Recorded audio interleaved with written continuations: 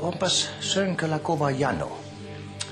No, mitä sitä nyt jatkuvasti vettä latkimaan?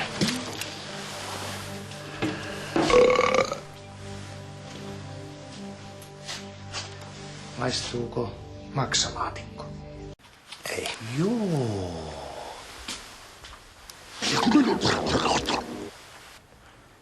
Minä ja Jenni muutetaan Karvikokojalle sun kämppääs. Ei. Joo.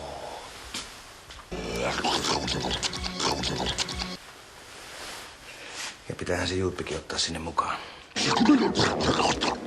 Niin se tulee tällainen hieno uusioperhe. Ei. Joo.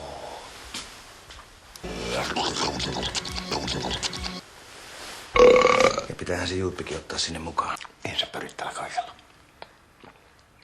Jättäisit Jenniinä niin kuin rauhaan. Sä olet säälittävä. Älä huoli. Mä en ole kiinnostunut tuollaisista typeristä blondeista. Mä haluan Lauran. Ei. Joo.